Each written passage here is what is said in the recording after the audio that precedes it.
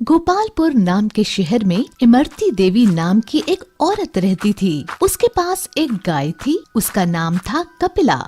कपिला ढेर सारा दूध देती थी। इमरती देवी के 3 बेटे थे।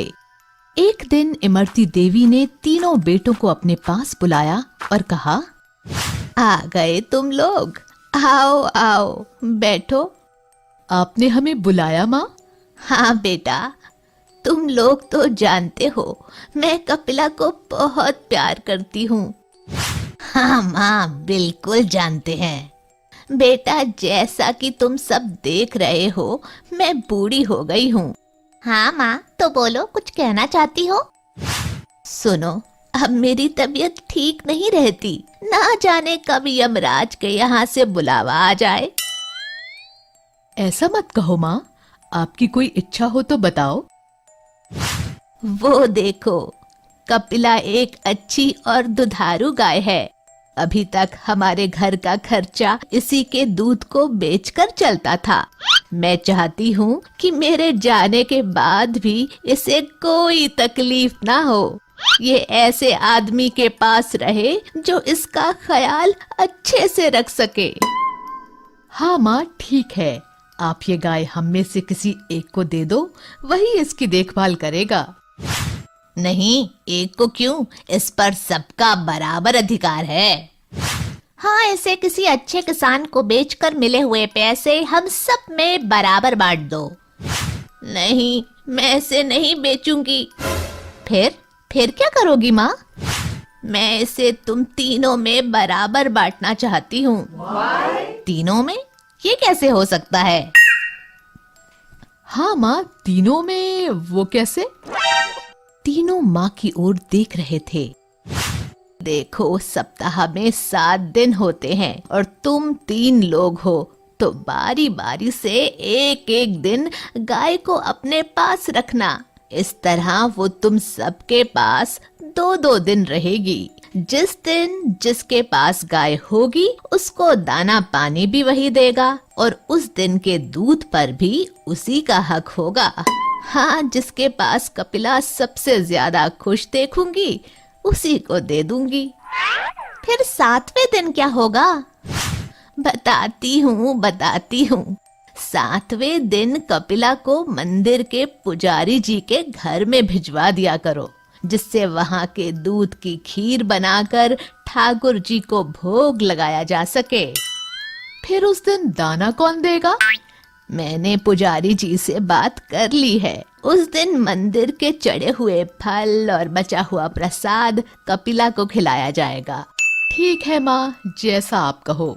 तुम सबसे बड़े हो, इसलिए सबसे पहले वे तुम्हारे घर रहेगी। ठीक है माँ, जैसा आप कहो। उनके कहे अनुसार तीनों भाई एक एक दिन गाय को अपने पास रखने लगे। मैं दूध निकाल लेता हूँ और गाय को खाने के लिए कुछ नहीं दूंगा। वैसे भी कल मंझले भाई के पास जाएगी तो वो खिलाएगा ही। आज मेरा नंबर है।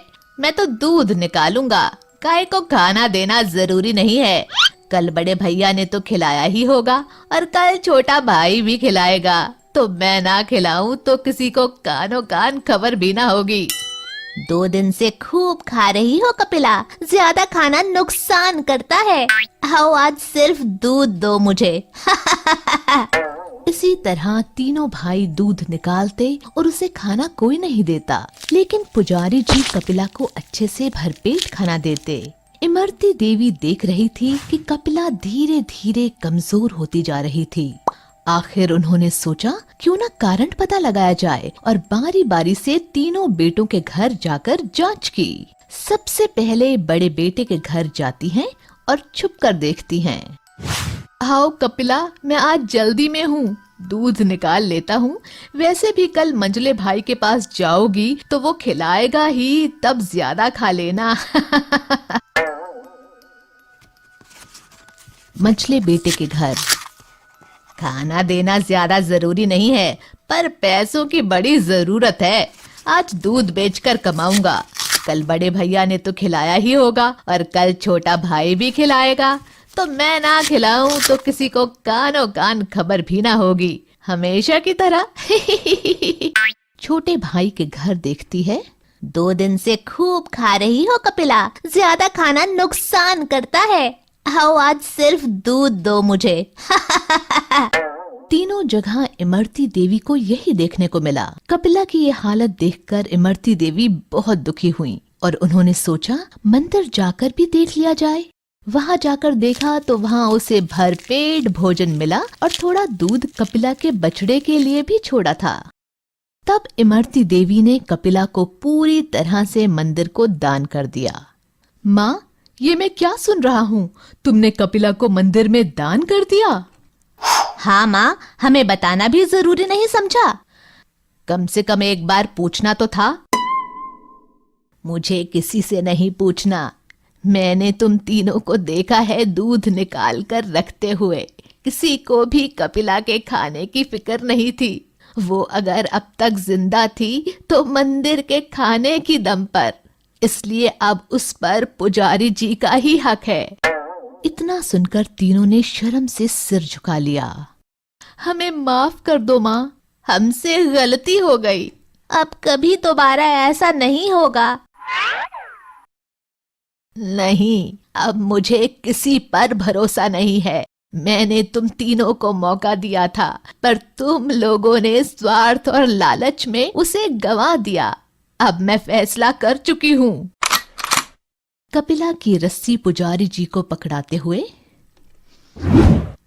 ये लीजिए पुजारी जी, आज से कपिला आपकी हुई, इसका ध्यान रखना। शिक्षा: हमें स्वार्थ और लालच में आकर अपना फर्ज नहीं भूलना चाहिए।